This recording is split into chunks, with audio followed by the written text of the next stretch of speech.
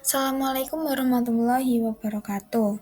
Perkenalkan, nama saya Ferhani Aziza Putri dari Offering Alimade dengan NIM 2301516038834. Di sini saya akan mempresentasikan hasil kerja lembar kerja peserta didik saya pada mata kuliah Sumber, Media, dan Teknologi Pembelajaran yang diampu oleh Ibu dosen Hesti Untari.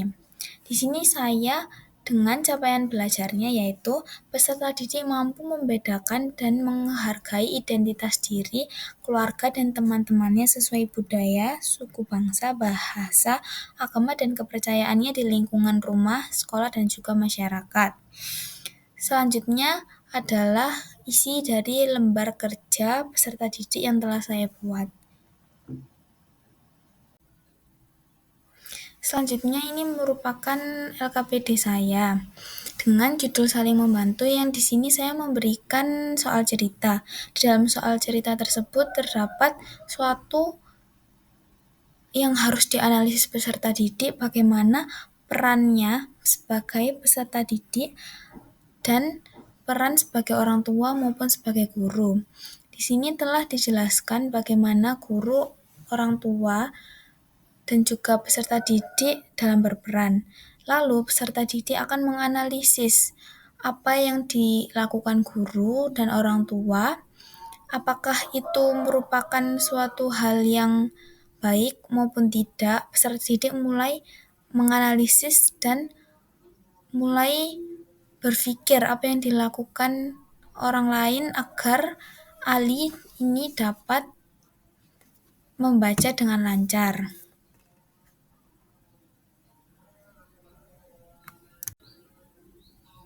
Selanjutnya ditampilkan dua soal yang akan membuat peserta didik menempatkan diri sebagai seorang teman yang baik. Bagaimana dia bisa untuk membantu temannya dan menyelesaikan solusi temannya dengan bersama-sama. Peserta didik akan berpikir dan juga mulai bagaimana dia dapat menyelesaikan permasalahan ini. Peserta didik juga akhirnya bisa berpikir untuk problem solving yang telah disediakan di soal maupun di soal cerita tersebut. Selanjutnya peserta didik diminta untuk menganalisis nilai Pancasila apa yang ditemukan di dalam cerita tersebut dan termasuk sila keberapakah itu. Peserta didik juga diminta untuk mengingat-ingat tentang nilai sila keberapa dan juga apa yang ia temukan. Jadi peserta didik ini lebih menganalisis dan juga lebih mengingat. Dan tidak lupa pada akhir kegiatan diberikan kesimpulan dari hasil pengamatan dan juga pengingatan peserta didik tersebut, agar peserta didik dapat mengelompokkan sikap-sikap yang peserta didik lakukan ke depannya yang pastinya ini akan diterapkan kehidupan sehari-hari. Karena soalnya berkonteks tentang kehidupan sehari-hari yang mendorong peserta didik dalam memperbaiki sikapnya maupun menimbulkan sikap baru yang telah peserta didik pelajari. Baik, selanjutnya juga ditampilkan dengan soal cerita dengan judul Hidup Bertetangga. Di sini peserta didik ditempatkan sebagai seorang tetangga dan juga seorang anggota keluarga yang hidup secara bertetangga dan juga bermasyarakat. Di sini peserta didik diminta untuk membaca dan menganalisis masalahnya berada di mana dan juga bagaimana solusinya yang nanti akan peserta didik kerjakan pada lembar berikutnya. Nah, pada lembar ini peserta didik disuruh membaca dengan sesama dan disuruh berpendapat bagaimana perilaku Pak RT dalam cerita tersebut. Apakah bagus, apakah perlu dicontoh maupun tidak. Jadi di sini peserta didik mulai untuk menganalisis dan juga mengelompokkan apakah yang dilakukan Pak RT ini baik atau tidak, dan juga nantinya peserta didik akan menempatkan diri sebagai seorang yang berada di situ.